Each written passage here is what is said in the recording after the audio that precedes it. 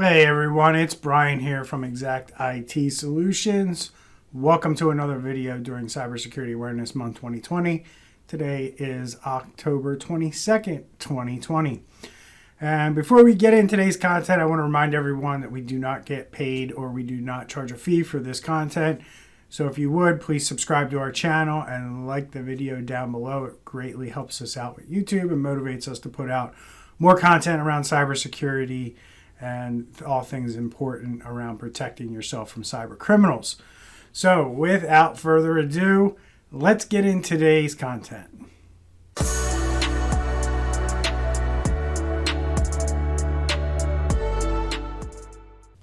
All right, so today I want to take a different tact on these videos and talk about a postmortem. And what a postmortem is it's basically an analysis of what happened after a cyber attack occurs. And I picked this one because it's a recent article that was done by IT News in Australia. And it's a company in Australia called Toll Group, a big transportation, commercial transportation company. And why I picked them is because they were hit with ransomware twice earlier in 2020 in about a 6-month period. And they talk about some lessons learned here that I think a lot of people can learn from. And I'm going to go through that pretty quickly here in this video. I don't want to make today's video too long. Tomorrow we're going to do another Who Got Hacked and Attacked this week. Which might be a little bit longer, so because there's quite a few to talk about. So as we go into this, there's quite a few things that are being said in here. One of the things is that the poor IT guy, the day before they got attacked was his first day on the job. So it says 265 days ago, and one day before I actually started my new role in IT security, I faced a large-scale ransomware attack which impacted my company, which is a very global organization. Melbourne-based told Privacy Provicon 2020 Summit yesterday. 94 days later, I went through a second cyber attack on a global scale and arguably more sophisticated. So, at the end of July, they led he led the announcement of a 1-year accelerated cyber resilience program run by a rebuilt security team split across 2 countries. And that's important because we do see a lot of that after a cyber attack, that companies say, oh, we didn't think it would happen to us, but it did. And then they move into what's known as these accelerated cyber resilience program. And basically what an accelerated program is it's just that. It's done faster and quicker than it normally would take under normal circumstances. But what that means for a lot of companies is that they have to shell out a lot of cash in a short period of time in order to lessen the gaps and lessen the risk to the business.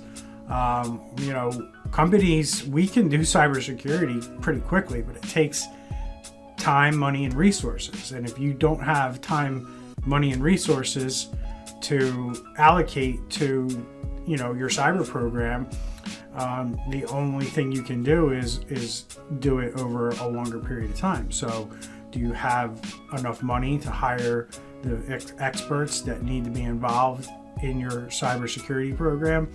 Do you have enough time to create the policies and procedures and develop the systems for monitoring, managing, and maintaining evidence and things like that? So it does take a significant amount of time. I mean, sometimes we engage with companies and we build out a 2-year roadmap for them to get them from where they are to where they want to be. There's a lot of factors that go into that. If you're a new company, you have a leg up on a lot of these older companies who have been around for a while, and they've invested in infrastructure and they've invested in software programs, and now all this cybersecurity has bubbled up to the top, and they have all these systems that are not secure, and they have software that's not secure, and now they have to deal with that. So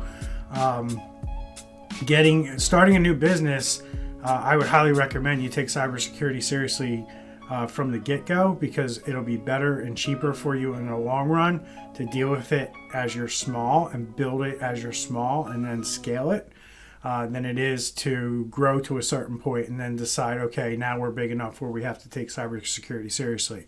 If you're a one-person company, two-person company, take cybersecurity seriously now so that when you do grow, this stuff's already in place and it's just basically adding on to the foundation you've already built. So, and then it goes on to say the following month, Toll landed the services of former Telestra Asia Pacific CISO Bryan who now runs the information security function globally. And then he goes on to talk about these long-tail actions, and basically what he's going to talk about here in the article is the after effects. 9 months later, they're still dealing with the after effects of these ransomware incidents. So he goes on to say, if anyone has been through a major cyber incident, it is a fact that the impacts of many incidents live beyond the containment and remediation. There's actually very, very long tail from a cyber incident, whether that's managing ongoing customer concerns, regulatory obligations, and so much more. Even for myself, 9 months on, we're still feeling the impacts. We're still working through and doing some mop-up. So, I mean, this is what we see all the time. We see companies that think we can just pay the ransom and we'll be fine, or this, that, or the other thing. Now, unfortunately for Toll, they're a big enough company where this made the news. And as I talked about in one of my videos earlier in the week, we only know about 10% of the ransomware attacks that have occurred. So 90% of the people are going out there flying under the radar. So they don't have to deal with things like customer concerns because they never reported it and they never told anybody. Not that that's okay, but that's the reality of the landscape we're living in right now, is that customer concerns are not really going to be there if you haven't made your incident public. Same thing with regulatory obligations. If it doesn't make the news, you might not alert the authorities or the regulators, so you may not have to deal with those things. But if it does get out, you're going to have all these people looking at your company and looking at you, because the reality of it is, as I tell people all the time, nobody blames the hackers and nobody blames the cyber criminals for a cybersecurity event. They blame the company. They blame the CEO. The CEO is the one who takes the fall for a company when they get cyber attacked, even though it was carried out with criminals. No other crime does that happen with. Call it unfair, but no other crime that you can think of where the victim is the one who's blamed for the incident. Somebody breaks into your house, somebody steals your car, people go, oh, get the criminal. They don't say, oh, what'd you do? You didn't lock your doors, you didn't do this, you didn't do that. Well, it's your fault. Cybersecurity issues, that is the case. You get hacked, you get blamed, you take the fall. Most CEOs are losing their jobs nowadays. So, moving on, it goes in to say, 2020 has been a very unique year, defined by COVID-19, where our workforce has been working remotely from home, and our normal ways of working and our normal ways of engagement and our tooling have all been rudely interrupted. In a time of crisis, it can get really confusing. Everybody wants to help, but you need to know who's in charge and you need a leader, she said. My experience with both cyber incidents have been very different. I found it really hard for the first incident, but the second one was much better than the first. And this is simply because companies fail to plan for this kind of stuff. They fail to have an incident response plan in place, so nobody knows what to do when the shit hits the fan. And that's the reality. Nobody knows who to call, nobody knows what to do, nobody knows who's in charge, and you end up with mass chaos of like, what should we do? And then, employees run to social media, companies say things that they probably shouldn't in publicly released statements. All these things happen. And you can see with Toll here, the first time they went through it, it was a disaster. The second time they went through it was a little bit better.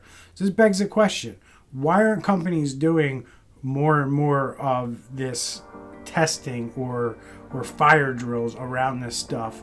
So when an event does happen, you know what to do. The only answer to that is, if you don't test and you don't do fire drills, you clearly think that this isn't going to happen to you. If you have a building, you're going to have your employees go through a fire drill so they know how to exit safely and get out of the building in the event of a fire. This happens in most large buildings that I'm aware of, and this happens in schools and happens in a lot of different places. It's the same thing with this. You have to know what to do, who to call, what systems should be maybe turned off or shut down or access removed from in the event that something like this occurs. The more you practice it, the more people will go through it, the more comfortable they're going to be in the heat of the moment, and the less confusion and the less mistakes that are going to be made along the way. So it goes on to say, in the first one in particular, there were lots of questions around who was in charge and what are the roles and responsibilities. If you have an incident response plan, it spells out the roles and responsibilities. It's really important up front that you actually are clear on roles and responsibilities going in, and that you're ready, because in time of crisis, you really want to make sure that you try to eliminate as much chaos as you possibly can. I already said that. Pew said, an incident response plan should lay out the next 20 steps clearly with plenty of practice runs, which I just laid out to you.